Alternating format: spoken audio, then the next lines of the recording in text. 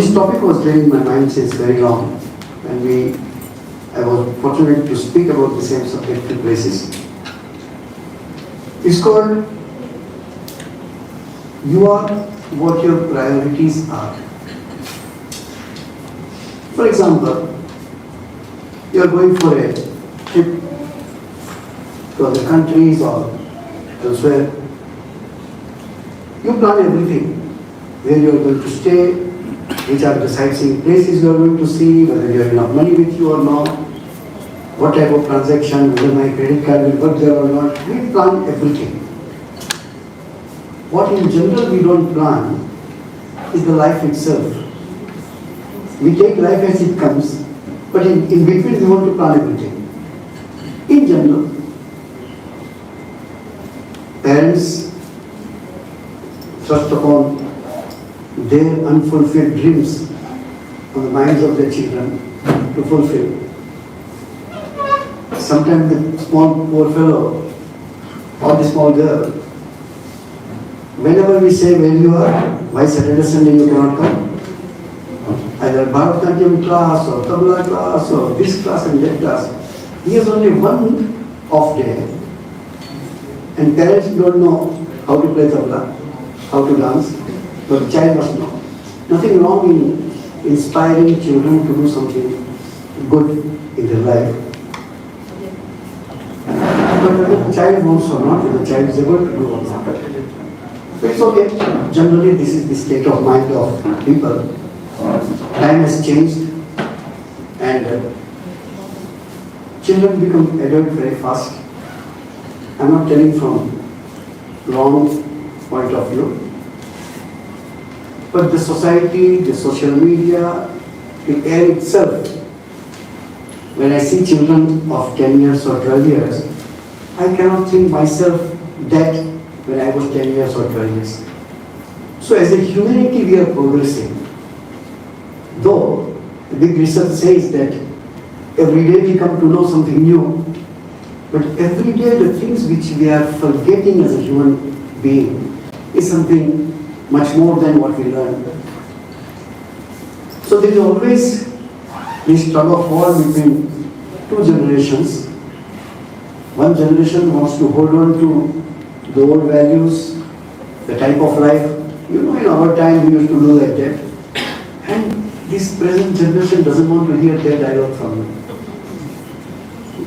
Many times devotees come, hey, do pranam to Swamiji. That he doesn't know what is the name of pranam, what pranam means. And you won't believe, not finding fault, a child of 3 years and 4 years old, not supposed to have any kind of ego. But very few children voluntarily come and do pranam. Remaining, no, a kind of shyness, or maybe this is the generation which probably comes through the genes, we do not know. But individuality, here adulthood means, I mean individuality. Children become individual minded very fast. You put them into hostel at the age of 8 or 10 and they just are okay to live their life, get trained. So,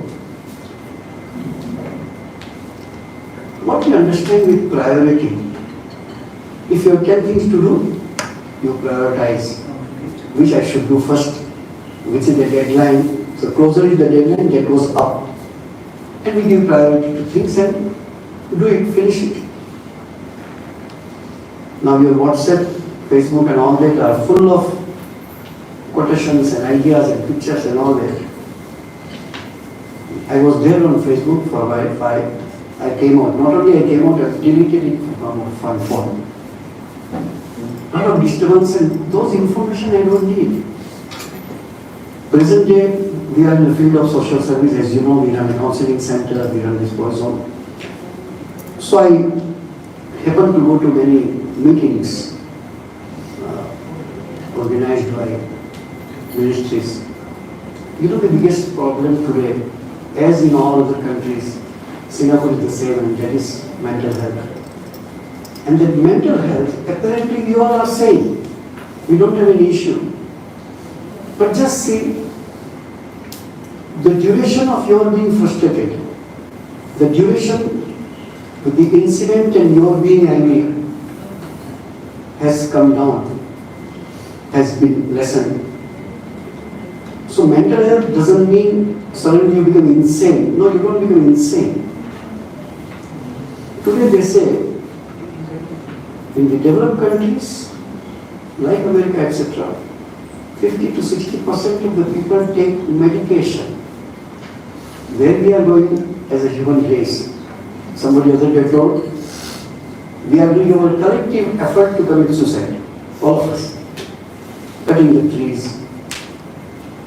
That which is imaginary, that which is virtual, that which doesn't have a reality. And average, all of us spend 6 to 8 hours on a screen. If you do your work, that's fine. But keep on scrolling. And those information creates riot in your mind. So if you don't have any priority in our life, at least that will check our deterioration of mental instability. We don't become insane. We are not going from that point of view. That is very rare case and it happens. Rules are changing, laws are changing. You are not supposed to behave as your grandparents behaved with you. You just go and tap on your grandson's shoulder. Children look at you, don't abuse me. Because this word he has heard. I am not here to interfere in any system. Children in kindergarten, what's the age? 3, 4, 5. Good touch and bad touch are being taught to them. Yes, could be good. Those who have formulated the syllabus, definitely it is for the good of the children. But think of a fresh mind which had no idea of what is called bad touch. You are implanting. And with those ideas, child is going to grow. If he is interested in bad touch, your education, like boomerang comes and harms to you itself. It was meant for protection, but it becomes for destruction. Having said that, in our personal life, the priority. Let us think with an open mind. Those who are in their 20s, those who are in their 50s, and those who are in 70s and plus, do you think their priorities are same? Cannot be. What about people above 70s keeping the same priority which they had when they were in their 20s? Behave foolishly. Many of our great Swamis, there is a very famous celebrated Swami whose one book itself has become so popular, not among devotees also, but outside. Discourse on Ishvara and this meditation and spiritual life. He says in one place, at the age of 70, don't behave like a romantic young man. Because he used to talk in the West, so that language at that time, but now it is equally applicable to all the societies. We toned down the language earlier, 30, 40 years before. We used to use some words which were applicable, acceptable by the people, which now you don't. Now you don't say control, you say manage.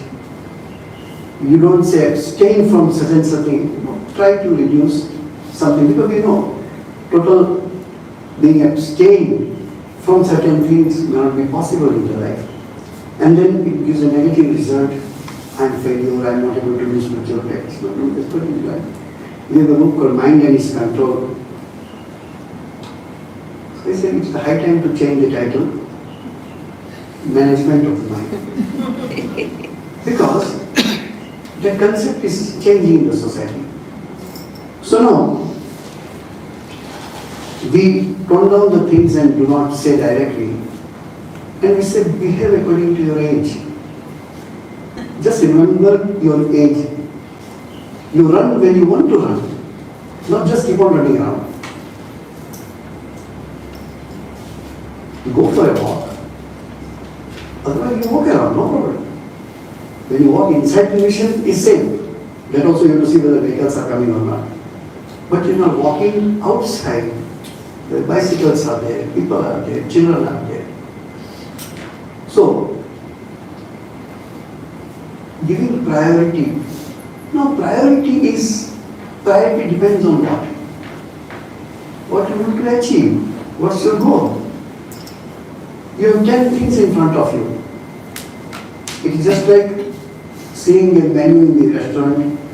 You don't order everything. You order which suits you in every possible way. Some people go for green more, some go for protein more, some go for fiber more, according to the requirement. We select our food, all of you, including me. No, I don't take this much. Give me just little. I am diabetic, I don't take. Oh, this milk product doesn't go well with me. You are so conscious, and it's good. The food which we take, in Sanskrit is called annam. Anna not only rice, but whatever you ad is to eat. Ad, that is the dhatu, that's the root, from where the word anna comes. That which is eaten is called anna. Our Upanishads, our scriptures go little far and say, it is not only the food which is anna. All that you take with your five senses, what I see, also I am taking, what I am inhaling, what I am hearing, everything is coming into me only. Not only food. Food comes only mouth, or sometimes little fragrance or smell. What about what you hear? What about what you see? This also is food. How many of us discriminate in what we see and what we hear? We keep on hearing things which is offered to us. Like how the algorithm of your advertisement and things is going on. They keep on showing you an ad. Lastly, after seeing 1,000 times, you go and buy it. And then aim is successful that I convinced my customers to buy this one. You don't need it. Go to the market. Buy 3, get 2 free. You don't need 5. But they sell it. One of our Swami used to say, the modern way of life is spend more to save more. It cannot happen. You can't spend more to save more.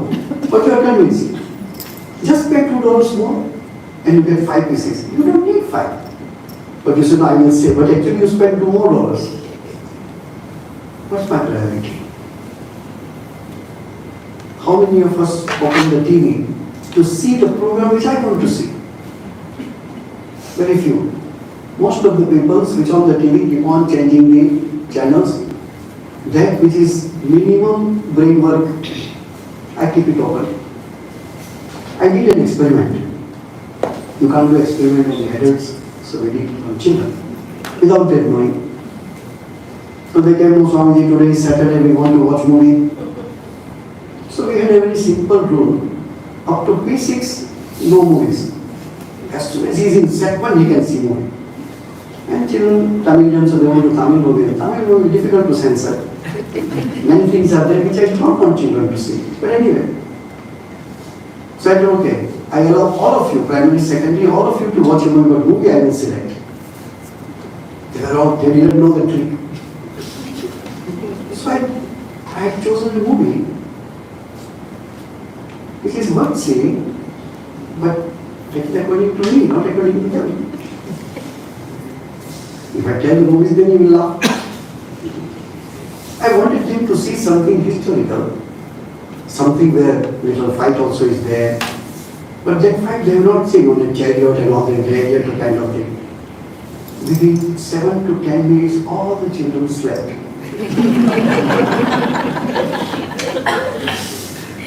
Because what they are seeing, they need the brain to use to understand the character, dialogue, language. So what they want to see? Some songs running around, some fight. It doesn't need a brain, you just keep your eyes open. We all belong to that category. We do not prioritize what we see, what we hear. And especially If you say that you are a spiritual seeker, then your responsibility is more. Because this doesn't go. We had a great Swami called Swami Samachittananda. Some of his books, even in Singapore University, students come and buy. There is a book called Methods of Knowledge. It's a very technical book on philosophy. So suddenly I saw, can I have a Methods of Knowledge book? I said, who in Singapore wants to read this? Vedanta Paribhasha. Then I said, where are you studying? No, I am in university. Second fellow, third fellow. So I don't know, somebody, I brought 10 copies, and 10 copies sold. So I said, why do you want to read this? No, this is, our professor has recommended this book to read. That Swami Samachittananda used to say, God vision and television doesn't go together. Because this statement is given 50 years before, so television was there. Now we have to say something, whatever. So thing is, what is your goal of life? What eventually you want? I give a simple, small example. You know, when Myanmar, Burma, when the army took over, and including Ramakrishna Mission, they told those who want to go, go. Otherwise, so those who were Burmese, local citizens, other than that, everybody left. And you must read some books about it. Think of Burma. People started walking towards India, physically walking. And you take everything what you like. So Ramanathanji was the person at that time. He says, when you start walking from Burma towards India, the things people leave on the roadside, you can see and categorize the things when you go towards India. This I can renounce.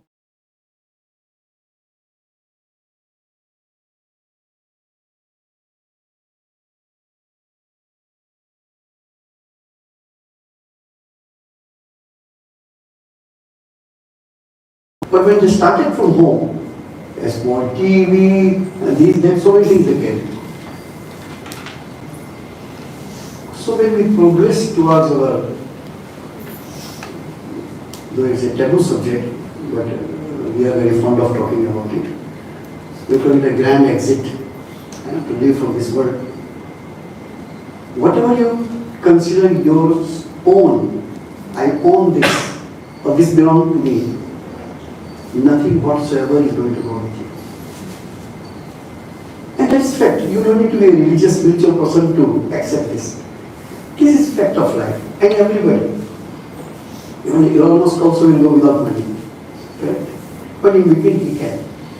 In between we can. How you do is up to you. So, what eventually I want? And why don't I be prepared for that? Some people say, oh, you must tell me in advance, you see, otherwise I can't make my program. So I said, yeah, next time definitely we will inform you in advance. Tell me one thing, what comes in your life with information? Nothing. Do you think death is going to tell, hey, 26th of February, I have to be ready? No. Suddenly it will come and you are no more. If you are a spiritual seeker, you should be ready for the grand exit at any moment. Come now, I am ready. And that requires a sort of, wherever you are, you don't need to be a monk or a nun for that. It's a concept. And that concept is detachment. In our Ishavasya Upanishad, it's a beautiful sentence. It says, Tena Tyaktena Bhunjita. Enjoy it. Enjoy it with renunciation. The renunciation in your mind that this is not permanent, this is not eternal. Thinking that you enjoy. The concept should be in your mind and that will give you detachment. I have no right to say we don't condone to any moral practices, but Probably, though it is a wrong interpretation, could be, but the present new generation in a wrong way has taken detachment. No relation is permanent. It's a very wrong way to do it, but having said that, marriage as an institution is failing everywhere. My lecture, no speech goes without Argentina mention. 70 to 80% of marriages are broken in first year of their marriage. Very fragile relationship. But again, something very good comes out of that.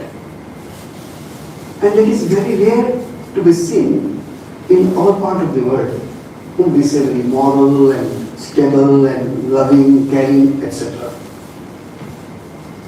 I know one devotee lady, about 20 years before she was divorced. So when she membership form she filled up, she wrote divorce. And she is very close to mission, so we can ask her. So I tell her, if you are divorced, you are not working, how do you maintain yourself? And where do you stay? You know, when we were divorced, my husband asked me, my ex-husband asked me, after our divorce, where you are going to stay? I said, I don't know. And I have to go back to my father's place. No, you do one thing. You stay in this house, I am going out. You don't hear in this part of the world.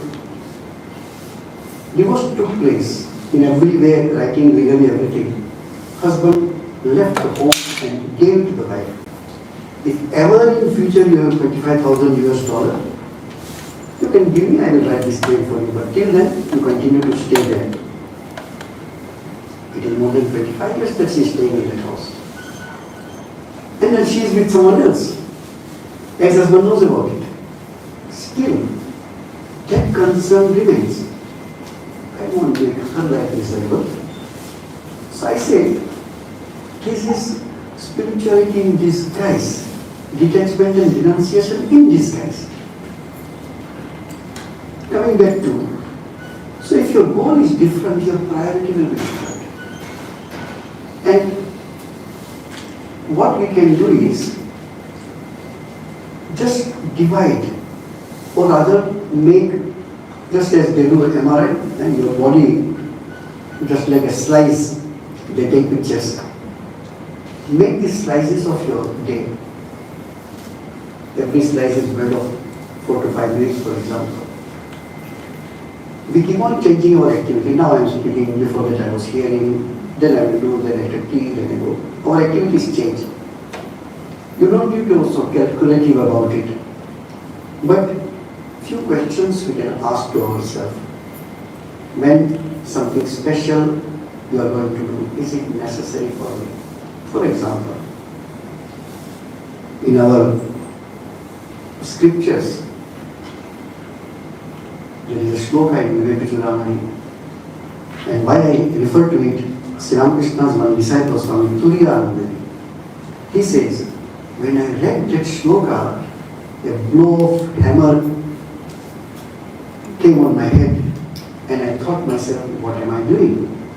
And that is, yogasya prathamam dvaram, all of you understand, the first step in the path of yoga or path of spiritual life is vak nirodha, reduction in your speech. So whenever we need to speak or talk or converse, we generally ask, is it necessary to speak this? Sorry. You are concerned, how are you, etc. Formalities. Everything is fine, nothing wrong about it. But sometimes, Holy Buddha says in one place, don't get intoxicated in talking. It happened to us also. After that I thought, why did I say that? It was not necessary for me to say. But in a flow, you speak something which you do not need to speak. Prioritizing in what is important to me. Many things which we do, which even if I don't do, my life is nothing less because of that, which you call waste of time or whatever. But we are continuously these things are poured in your ears, and slowly that abnormal behavior, what is abnormal? Not conscious behavior. You do not do something which somebody else wants you to do, or you do without knowing that you are doing it. You do with full consciousness, yes, I want to do it, and that's why I am doing it. You will find in your day very few actions are there which you do because you want to do. And you know that you are doing it. Two sentences I say, you can mark the difference, nothing big deal about it. I am sitting here, and I know that I am sitting. This conscious behavior, these are all the roots of all your mindfulness and Zen Buddhism. This whole basis comes from here. Consciously doing simple thing. Eating also could be conscious. That's why we said, keep the mobile phone away when you are eating. Why? Many families, you also are practicing, better renounce that practice. Child is on the phone and mother is feeding the child. I say, why? Probably mother feels my life is easy. While watching the something, child can eat. Child doesn't even chew. Child doesn't know what it is eating. So simple action like eating or walking, if you do with mindfulness, with awareness, it leads and takes you a long way. So what is your goal? What eventually you want end of your life? I remember to have visited in India one shop, a big shop, cloth merchant.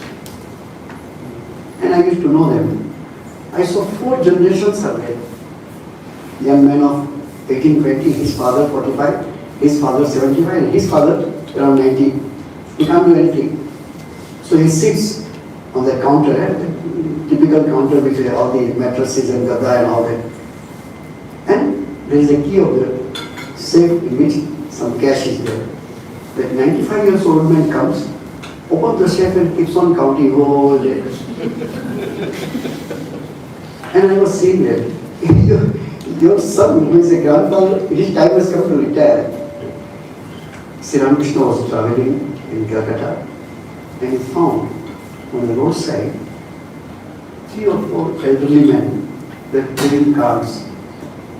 Sri Ramakrishna says to Master Mahashaya, who was with him in prosperity, and said, you see, the time has not come in their life to remember God at this age. Absolutely unaware about what they are doing. What I want, maybe after 2 days he is going to die. If you know that you are going to die after 2 days, do you think you will do what you are doing today? No. You will have prioritized immediately. Maybe few worldly things also you prioritize. But what about subjective life? Where you want to go? What you want to think about? So prioritizing is very, very important in day-to-day life. Not that I am perfect when I am telling, but this is a concept we try to follow. What is important for me and what is not important for me. Especially when we grow, your priorities should change. And it is good to, actually in the management they teach, when we have to work with the ministry, they say, Swami, what you see your mission after 5 years? I said, we Indians don't think like that. We live every day as it comes. No, you have to plan. And we start planning. So, what about planning with the life? What I want in my life? You need to work. You work. Do I need to work? Do I need to work? Your next generation doesn't care for anything what you have. So, what you need to do, you do. And there is no criticism of what you are doing is wrong or right. Nobody has right to say that. But you prioritize what I need to do. And look in the teachings of the great people, a time as early it comes is better, that every moment which you live without taking the name of God, that's the wasting of time. And that doesn't come today even if I say. Why? Because awareness is not there. But look at the life of great people and that's why they are great.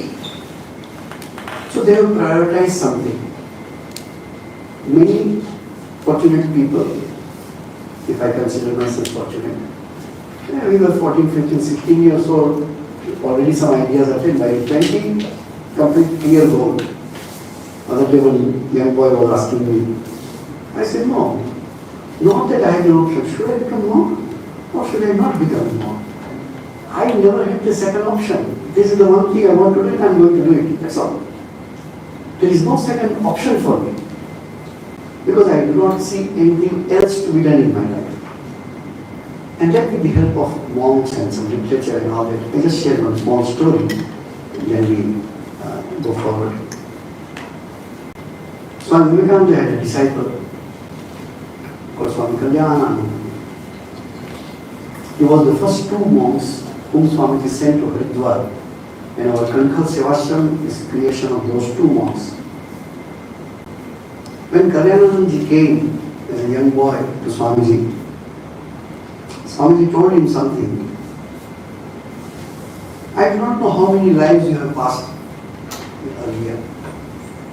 I do not know, I don't want to know how many more lives you will have before you are liberated. I am interested in this life. Are you ready to give this life in the service of man or in service of God? When we read it, immediately, as if somebody told, hey, this is what you want in life. And yeah, correct. I also don't know my past life, I also don't know my future life. This life I know, this is my control. Whatever I will like to do, I will do. And best thing I do is to serve people. Or serve God, whichever way you want to introduce. A young boy studying in one of the best chemical engineering college in Bombay was traveling by a local train. So he was a bit late in catching that train, so you have to wait for 20 more minutes to next train to come. So a young man in his early 20s, so he is loitering, walking in the platform, railway platform. And there used to be two bookstores in most of the big railway stations. One is called A.H. Wheelers and Company, another is the Sarvodaya Sahitya. These two book everywhere. Sarvodaya Sahitya will sell all the Moral, Gita Press and this and that. And A.H. Wheelers is all novel, Agatha Christie, this and that and all. So this boy, being a boy of a devotee family, went to Sarvodaya Sahitya. And look at small booklets. There was a small book by Swami Vivekananda. So he paid 1 rupee or something and took that book and was reading. He told me that 1 rupee book, that 20 minutes late on a platform to catch the train, changed my life. That small booklet I was reading, by the time I finished the book, enough is enough. When told to his mother, mother is a writer, devotee. That I guess it, what happened to you suddenly? No, I read Swami says this and this I must do it. So what do you want to do? I want to join Ramakrishna Mission. The devotee mother was very happy because she is already a devotee. And the boy joined. So, idea is this. It is the ideas which change us. And what change means is that particular idea change the way you prioritize your things in life. There are some books, there is one, I am forgetting the name of the writer, he is a Chinese man, local. He has written a book, How to Die Peacefully. From a little spiritual and little worldly way. Don't keep everything for the time when you are dementia and cannot speak properly and cannot write, cannot sign. Don't wait up to that. Whatever your worldly responsibilities are there, finish it when you are completely sane in your body and mind. And then he gives from spiritual point of view, from Buddhist perspective could be, so that you can die peacefully. You don't have any other stress to think about other than the thought of God which you want to have in your mind. There is another book, and I am not good in all this, a lady, I think in America, she has worked for 30 years in forensic lab where you for the postmortem and then they find out the cause of the death of a person. All the 30 years what she saw in her forensic lab prompted her to write a book. Maybe you can let alone Google and find out where it is. How not to die. Not that you will not die anytime. But she writes and says, accident people die. People die for a stupid small reason. They could easily avoid that. What is that? One or two I say. We all take water. Water bottle is there in your car. You must drink and put in a place where there is a place for water bottle to be kept. That fellow that day by mistake, the water fell down. Where it fell down? Accelerator and brake. The bottle went and set below the brake. In a full speed car, he is pressing the brake, he cannot press the brake, collided and died. Death because of accident. Then they did all kind of research and found out the water bottle became the cause. Another accident happened. Just the person didn't keep the glass windscreen closed. Oh, I want to have fresh air. Full speed, when fly comes and hits the eye, we cannot see for half a minute or 20 seconds in the water. By the time collided and died. A huge number of children died in America by their grandparents reversing the car in the garage. These are all part of the research. A simple reason. So in the same way, we in our life, if we don't prioritize according to where we are in the station, what age, what position, whatever you want to see, and you must prioritize the thing what I want. It is your life, neither your spouse's life, neither your parents' life, neither your children's life, it is your life. And you prioritize that. Of course you adjust to be in a happy family or good way, whichever way you want. But if we don't plan in prioritizing anything, then life will be unplanned. In between you plan only your lunch and dinner. So, thank you.